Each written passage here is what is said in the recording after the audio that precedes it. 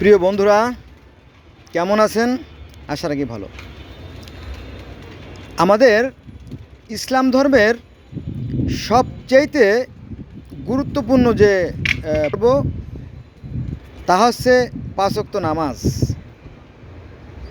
পাঁচ ওয়াক্ত নামাজে আমরা সেই সৃষ্টিকর্তার কাছে আমাদের মাথা নত করি এবং তার অনুগত হই এবং তার প্রশংসা করি। নামাজ শব্দের অর্থ হচ্ছে স্মরণ, সংযোগ বা যোগাযোগ, অর্থাৎ সেই সৃষ্টিকর্তার কাছে আমরা নাজির হয়ে আমাদের মনোবাসনা কি ব্যক্ত করি, প্রকাশ করি। এটা হচ্ছে নামাজ।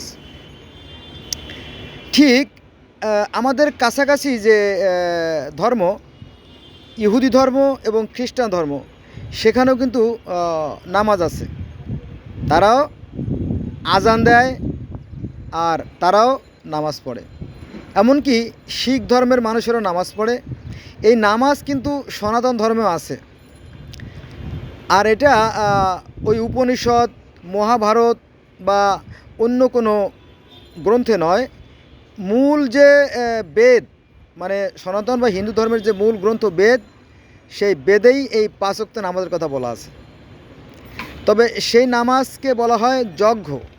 যজ্ঞ শব্দের অর্থ ধ্যান, আরাধনা, তপস্যা বা সেই সৃষ্টিকর্তার গুণগান করা বা নাম জপ করা। এই পাঁচ ওয়াক্তকে বলা হয় পঞ্চমহাযজ্ঞ। তাহলে আমরা ইসলাম ধর্মে পেলাম পাঁচ ওয়াক্ত নামাজ, সনাতন ধর্মে পেলাম পাঁচ ওয়াক্ত নামাজ বা পাঁচ ওয়াক্ত যজ্ঞ। এটা কিন্তু মূর্তি পূজা না, কেউ আবার গুলিয়ে ফেলবেন না।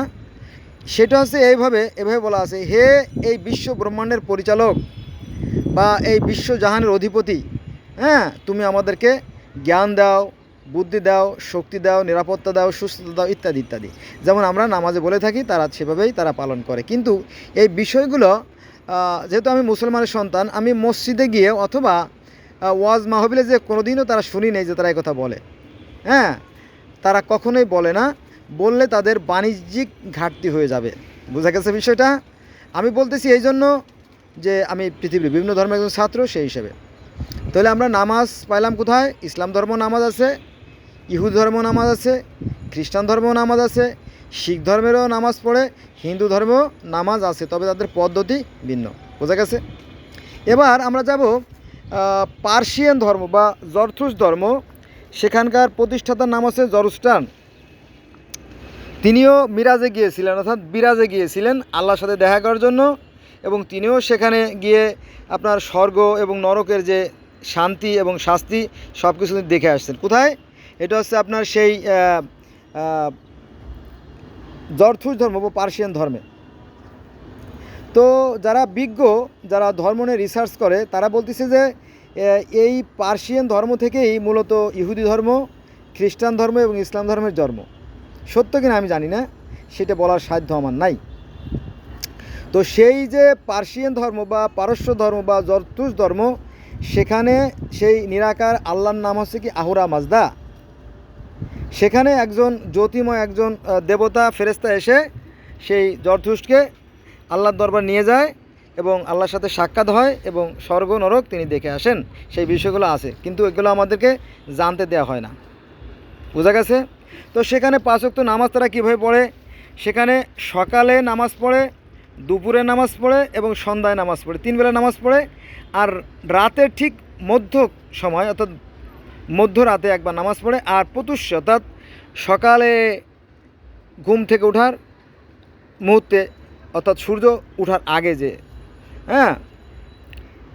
ওই সময় মোট 5, সকাল, সন্ধ্যা, দুপুর 3, আর আছে আপনার মধ্যরাত আর প্রত্যুষ 4, 5 বার, মোট 5 ওয়াক্ত নামাজ এই পার্সিয়ান ধর্ম, জরথুস ধর্ম আছে। বোঝা গেছে বিষয়টা? এবার আসেন আপনার গ্রিক বা রোমান ধর্মে।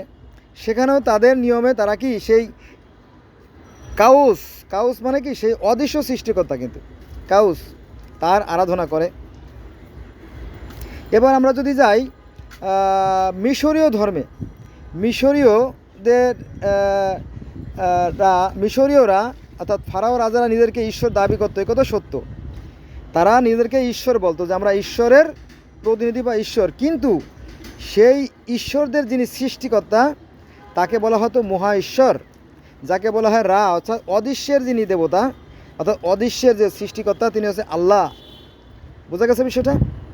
তো আমরা যাকে বলি আল্লাহ বলি, তো ফারাও রাজা তাকে বলতো কি রা, রা হচ্ছে অদৃশ্য বা নিরাকার সৃষ্টিকর্তা, তাকে বলা হয় আটুম, আটুম শব্দ তো এক এবং অদ্বিতীয় সৃষ্টিকর্তা। তারাও কিন্তু সেই সৃষ্টিকর্তা আরাধনা করত, এবং সেখানে ওহী নাজিলের যে পদ্ধতি, যেমন আল্লাহর কাছ থেকে জিব্রাইল মারুফত যে ওহী আসতো নবীর কাছে, মুহাম্মদ সাল্লাল্লাহু আলাইহি ওয়াসাল্লামের কাছে, তিনি মানুষের কাছে প্রচার করতেন, সেই ধরনের পদ্ধতিও সেখানে রয়ে গেছে। ঈশ্বরের কাছ থেকে মেসেজ আসতো, আর সেই মেসেজগুলো আর একটা দেবতা ছিল, তিনি সেটা প্রচার করতেন। এই মুহূর্তে আমার নামটা মনে নেই, যেন বলতে পারতেছি না। এরপরে যদি আমরা আরও পিছনে যাই, অর্থাৎ গোটা পৃথিবীর মধ্যে প্রথম যে লিখিত মহাকাব্য সেটা হচ্ছে গিলগামেশের মহাকাব্য। সেখানেও গিলগামেশ আরাধনার যে 5টা স্বপ্ন তিনি দেখেছিলেন। তার মানে এই 5 5 5 অথবা 3 3 3 বহু ধর্মে আছে।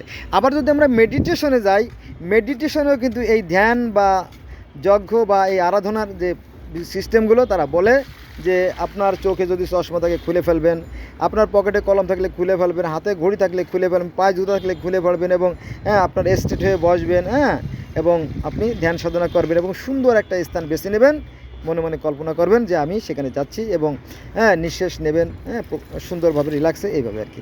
তো সেখানেও এখন কথা হচ্ছে যে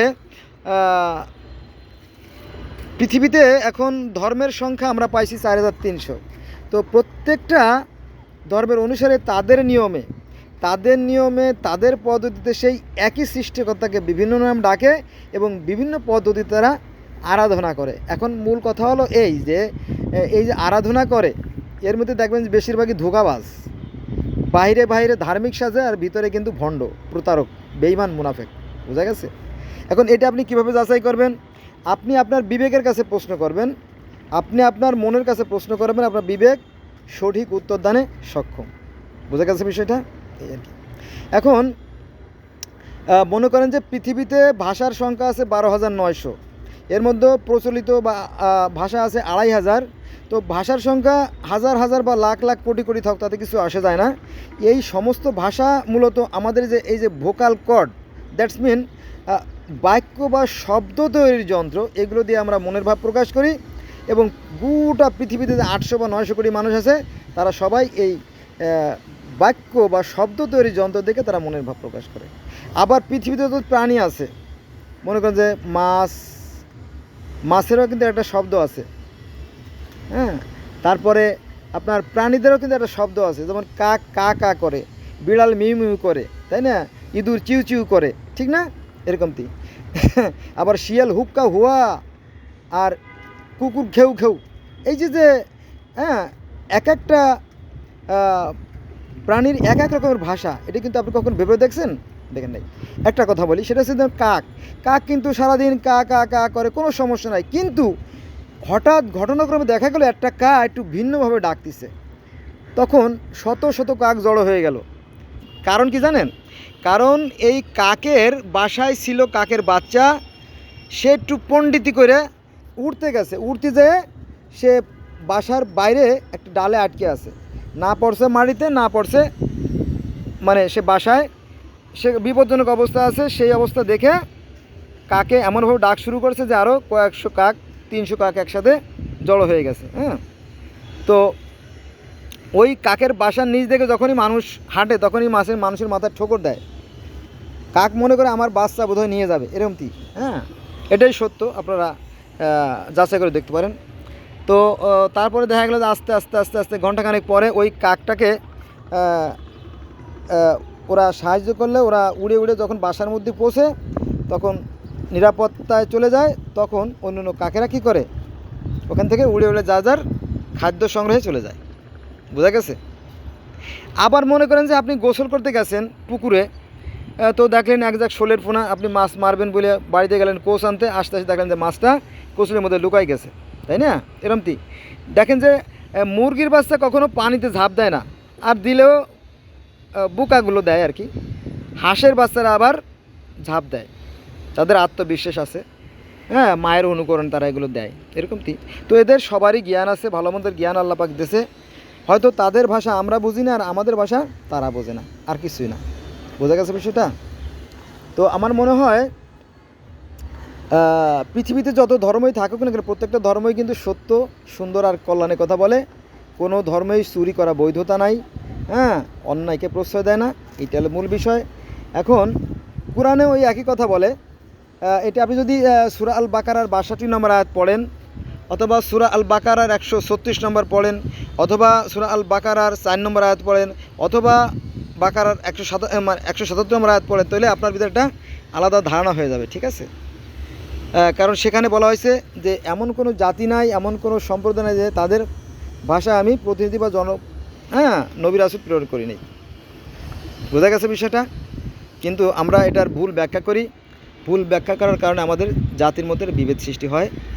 তো বন্ধুরা, আজকে এই পর্যন্ত রইল। ভালো থাকবেন। আল্লাহ হাফেজ।